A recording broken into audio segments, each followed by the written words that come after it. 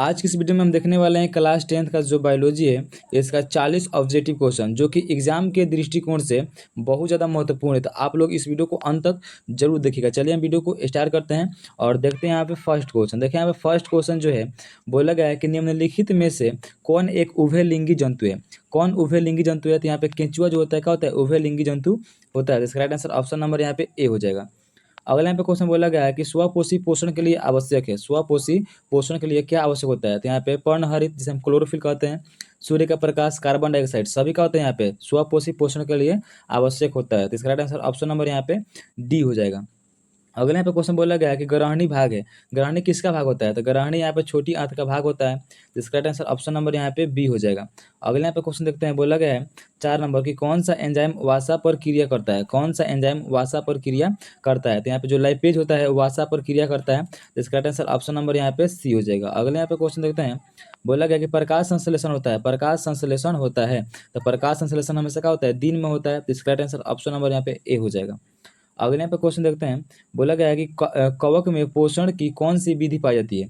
कवक में पोषण की कौन सी विधि पाई जाती है? तो इसका आंसर ऑप्शन नंबर यहाँ पे ए हो जाएगा। मृतजीवी क्या हो जाएगा? यहाँ पे मृतजीवी पाई जाती है। इसका आंसर ऑप्शन नंबर यहाँ पे ए हो जाएगा।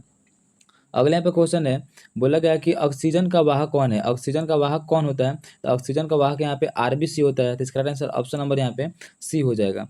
अगले यहाँ पे क्वेश्चन बोला गया है कि पौधों में गैसों का आदान प्रदान किसके द्वारा होता है। पौधों में गैसों का आदान प्रदान किसके द्वारा होता है? तो यहाँ पे रंध्र के द्वारा होता है। तो इसका आंसर ऑप्शन नंबर यहाँ पे ए हो जाएगा। अगले यहाँ पे क्वेश्चन देखते हैं, बोला गया है कि इनमें से किसकी उपस्थिति के कारण रक्त लाल दिखाई देता है। इनमें से किसके उपस्थिति के कारण रक्त लाल दिखाई देता है? तो यहाँ पे हीमोग्लोबिन के कारण जो रक्त होता है वो लाल दिखाई देता है। तो इसका आंसर ऑप्शन नंबर यहाँ पे सी हो जाएगा। अगले यहाँ पे क्वेश्चन देखते हैं, बोला गया है कि कौन सा पादप हार्मोन पत्तियों के मुरझाने के लिए उत्तरदायी होता है। तो पत्तियों को मुरझाने के लिए यहाँ पे एब्सिसिक अम्ल का होता है उत्तरदायी होता है। तो इसका आंसर ऑप्शन नंबर यहाँ पे सी हो जाएगा। अगले यहाँ पे क्वेश्चन देखते हैं, बोला गया है कि दो तंत्रिका कोशिकाओं के मध्य खाली स्थान को कहते हैं। दो तंत्रिका कोशिकाओं के मध्य जो खाली स्थान होता है उसे क्या कहते हैं? तो उसे हम सिनेप्स बोलते हैं। क्या बोलते हैं? सिनेप्स बोलते हैं। तो इसका आंसर ऑप्शन नंबर यहाँ पे बी हो जाएगा। अगले यहाँ पे क्वेश्चन बोला गया है कि पौधों में उत्सर्जित पदार्थ है। पौधों में उत्सर्जित पदार्थ क्या होता है? तो गंध होता है, टेलिन होता है, रेजिन होता है। यह इसका राइट आंसर क्या हो जाएगा? ऑप्शन नंबर डी हो जाएगा। इनमें से सभी होता है। तो इसका राइट आंसर ऑप्शन नंबर यहाँ पे डी हो जाएगा। अगले यहाँ पे क्वेश्चन बोला गया है कि निम्न में से कौन वृक्क की रचनात्मक एवं क्रियात्मक इकाई है। वृक्क की रचनात्मक एवं क्रियात्मक इकाई क्या होता है? तो वृक्क का रचनात्मक एवं क्रियात्मक इकाई यहाँ पे नेफ्रॉन होता है। क्या होता है? नेफ्रॉन होता है। तो इसका राइट आंसर ऑप्शन नंबर यहाँ पे बी हो जाएगा। अगले क्वेश्चन देखते हैं, बोला गया है कि किशोरा अवस्था में होने वाले शारीरिक परिवर्तन का कारण क्या है। तो इसका राइट आंसर ऑप्शन नंबर यहाँ पे डी हो जाएगा। ए और बी दोनों। यहाँ पे टेस्टोस्टेरोन और यहाँ पे एस्ट्रोजन। तो यहाँ पे दोनों हो जाएगा। क्या हो जाएगा? ए और बी दोनों हो जाएगा। टेस्टोस्टेरोन और एस्ट्रोजन। तो इसका राइट आंसर ऑप्शन नंबर का यहाँ पे डी हो जाएगा। अगला यहाँ पे क्वेश्चन बोला गया है कि फूल में नर प्रजनन अंग कौन होता है। फूल में नर प्रजनन अंग कौन होता है? तो पुंकेसर होता है। क्या होता है? पुंकेसर होता है। तो इसका राइट आंसर ऑप्शन नंबर यहाँ पे ए हो जाएगा।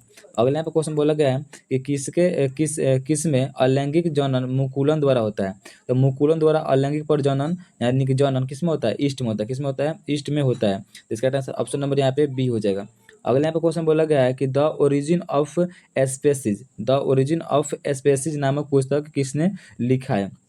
तो किसने लिखा है? डार्विन ने लिखा है। किसने लिखा है? डार्विन ने लिखा है। तो इसका राइट आंसर ऑप्शन नंबर यहाँ पे ए हो जाएगा। अगले यहाँ पे क्वेश्चन देखते हैं, बोला गया है कि मानव का उद्भव स्थान कहाँ है। मानव का उद्भव स्थान कहाँ है। यहाँ पे मानव का उद्भव स्थान यहाँ पे कहाँ है? अफ्रीका में। कहाँ है? अफ्रीका में। तो इसका राइट आंसर ऑप्शन नंबर यहाँ पे सी हो जाएगा। अगले यहाँ पे क्वेश्चन बोला गया है कि निम्न में से कौन एक अवशेषी अंग है। अवशेषी अंग कौन है इनमें से? तो यहाँ पे जो अपेंडिक्स होता है क्या है? ये अवशेषी अंग के अंतर्गत आता है। इसका राइट आंसर ऑप्शन नंबर यहाँ पे डी हो जाएगा। अगले यहाँ पे क्वेश्चन बोला गया है कि मेंडल ने अपने अनुवांशिकी प्रयोग हेतु किस पौधे का उपयोग किया था। तो यहाँ इसका राइट आंसर ऑप्शन नंबर यहाँ पे सी हो जाएगा। मटर का उपयोग किए थे। इसका राइट आंसर ऑप्शन नंबर यहाँ पे क्या हो जाएगा? सी हो जाएगा।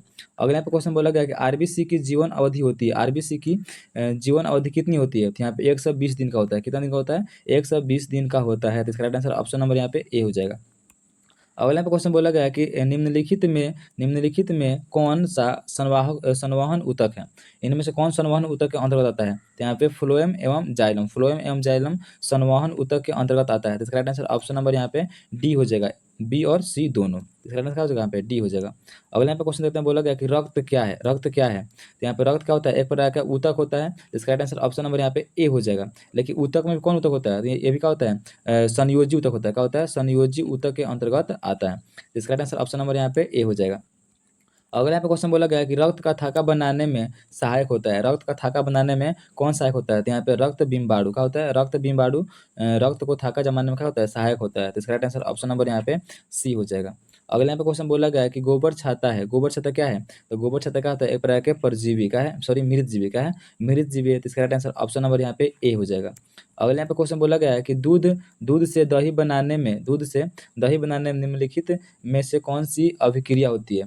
दूध से दही बनाने में निम्नलिखित में से कौन सी अभिक्रिया होती है? तो ये होता है कीड़वन। क्या होता है? कीड़वन होता है। तो इसका राइट आंसर ऑप्शन नंबर यहाँ पे बी हो जाएगा।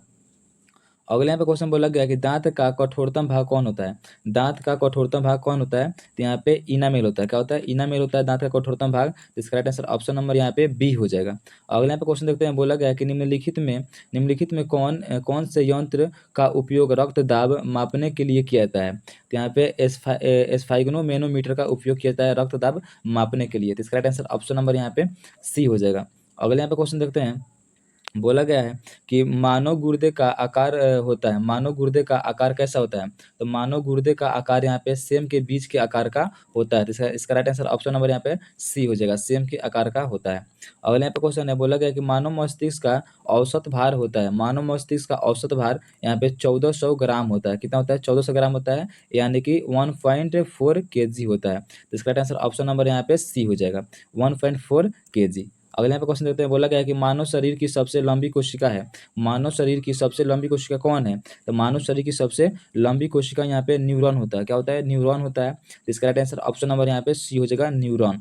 अगला क्वेश्चन देखते हैं, बोला गया है कि तंत्रिका तंत्र की संरचनात्मक एवं क्रियात्मक इकाई को कहते हैं। तंत्रिका तंत्र जो होता है उसके संरचनात्मक एवं क्रियात्मक इकाई को हम क्या कहते हैं? तो न्यूरॉन बोलते हैं। क्या बोलते हैं? न्यूरॉन बोलते हैं। तो इसका राइट आंसर ऑप्शन नंबर यहाँ पे ए हो जाएगा, न्यूरॉन। अगले यहाँ पे क्वेश्चन देखते हैं, बोला गया है कि फल पकाने वाला हार्मोन है। फल पकाने वाला हार्मोन कौन है? तो फल पकाने वाला हार्मोन यहाँ पे एथिलीन होता है। क्या होता है? एथिलीन होता है। तो इसका राइट आंसर ऑप्शन नंबर यहाँ पे ए हो जाएगा।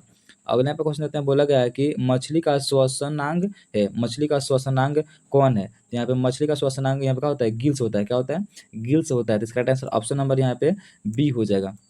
अगला यहाँ पे क्वेश्चन बोला गया है कि पौधों में श्वसन होता है। पौधों में श्वसन होता है। तो जड़ में, पत्तियों में, तना में, सभी में क्या होता है? सभी में क्या होता है? यहाँ पे श्वसन की क्रिया संपन्न होती है। तो इसका राइट आंसर ऑप्शन नंबर यहाँ पे डी हो जाएगा।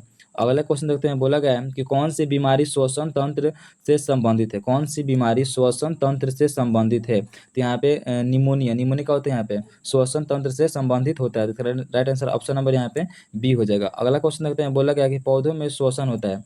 पौधों में श्वसन होता है। तो पौधों में श्वसन जड़ में, पत्तियों में और तना सभी में क्या होता है? श्वसन की क्रिया संपन्न होती है। तो इसका राइट आंसर ऑप्शन नंबर यहाँ पे डी हो जाएगा। अगले यहाँ पे क्वेश्चन बोला गया कि निम्न में से कौन बौने पौधे को दर्शाता है? कौन इनमें से कौन बौने पौधे को दर्शाता है? तो यहाँ पे टी स्मॉल टी ये क्या करता है? यहाँ बौने पौधों को दर्शाता है। तो इसका राइट आंसर ऑप्शन नंबर यहाँ पे सी हो जाएगा। अगले यहाँ पे क्वेश्चन देखते हैं, बोला गया है कि निम्नलिखित में से किसे अनुवांशिकी का पिता या जनक कहा जाता है? तो यहाँ पे अनुवांशिकी का पिता या जनक हम ग्रेगर जॉन मेंडल को बोलते हैं। तो इसका राइट आंसर ऑप्शन नंबर यहाँ पे बी हो जाएगा। अगले यहाँ पे क्वेश्चन है, जो इस वीडियो का लास्ट क्वेश्चन है, यहाँ पे बोला गया है कि फूल का कौन सा भाग फल में बदलता है? फूल का कौन सा भाग फल में बदलता है? तो वो बदलता है यहाँ पे अंडाशय। कौन बदलता है? अंडाशय बदलता है। तो इसका राइट आंसर ऑप्शन नंबर यहाँ पे सी हो जाएगा। तो ये क्वेश्चन इस वीडियो का लास्ट क्वेश्चन था। तो आप लोगों को वीडियो कैसा लगा है एक बार कमेंट बॉक्स में जरूर कमेंट करिएगा, और वीडियो अच्छा लगा हो तो एक लाइक कर दीजिएगा और चैनल को सब्सक्राइब कर लीजिएगा। चलिए हम मिलते हैं आप लोग से अगले वीडियो में, तब तक के लिए जय हिंद, जय भारत।